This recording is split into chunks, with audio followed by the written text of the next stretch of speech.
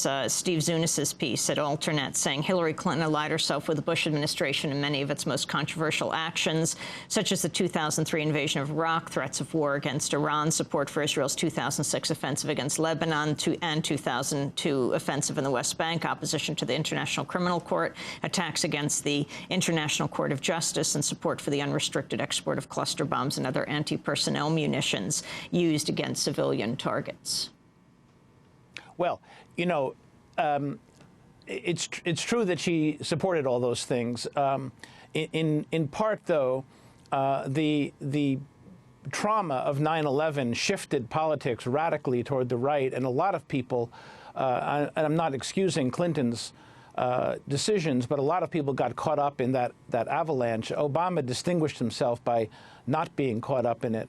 I think the fact that Clinton supported that long sort of litany of things is troubling to me and to many other people who are hoping for a clean break, to use a term of art that the Bush administration got caught up in, to make a clean break with a lot of those past policies. I think it's going to be difficult for him to execute that pivot.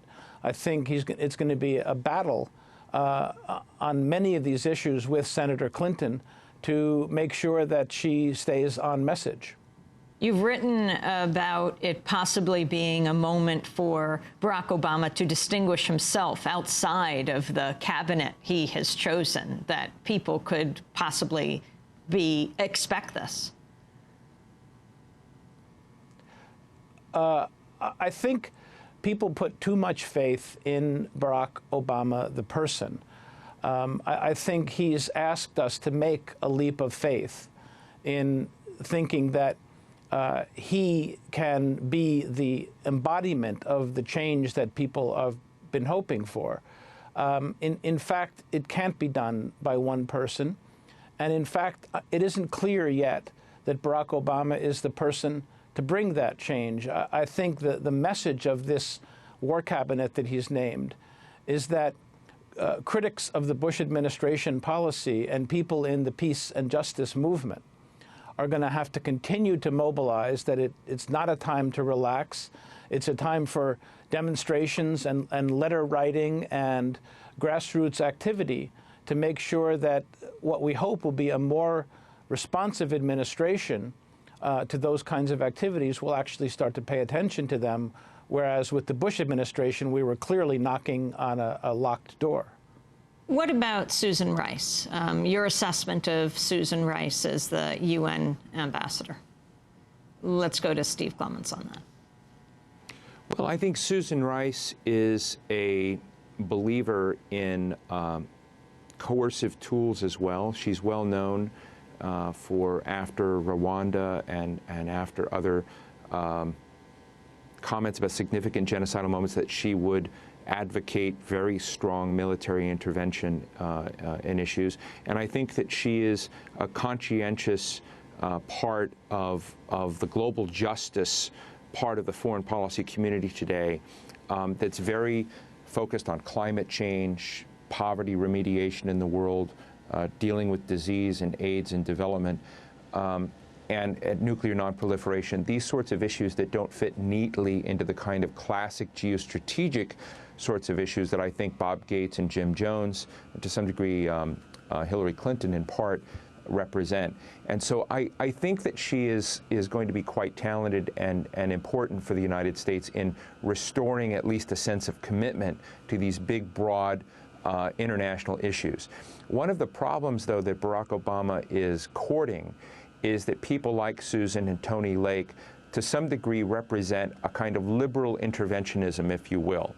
To some degree, there's a crowd of folks in the Democratic foreign policy establishment, which are either the structural realists, where I think I would put myself, that think that America's national security position has been so eroded that you've got to be very cautious before throwing military force at any other issue in the world today, because we've got to fundamentally rethink our engagement and move much more cautiously. Then there's a values-driven crowd, which I think is often focused on very good and important objectives, but they don't quite know how to get there. and they don't often set the sorts of priorities that I think help deliver that. And to some degree, we saw that in the right with the neoconservative establishment, quite reckless in that case, deploying force recklessly. And I think that Susan, to some degree, belongs to this crowd that wants to achieve great objectives in the world. But my view is I think she needs to work a bit more on the game plan to get there. But overall, I think it's very wise for Barack Obama to send someone who's so committed to these issues to the United Nations and represent us there. It certainly is a huge step over someone like John Bolton in the past. Robert Dreyfuss, we just have 30 seconds. Do you think we'll see anti-war protests at the inauguration, as we saw with President Bush? Oh, I'm sure there'll be some protesters, but I don't think the country is prepared for any kind of mass movement yet. I think it'll be small and contained. I think you're more likely to see an outpouring of tremendous support.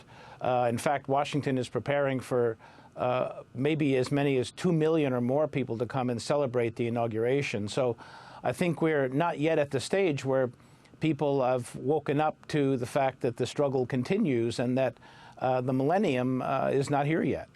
Robert Dreyfuss of The Nation magazine, author of Devil's Game, I want to thank you for being with us, and Steve Clemons of New America Foundation. Thank you.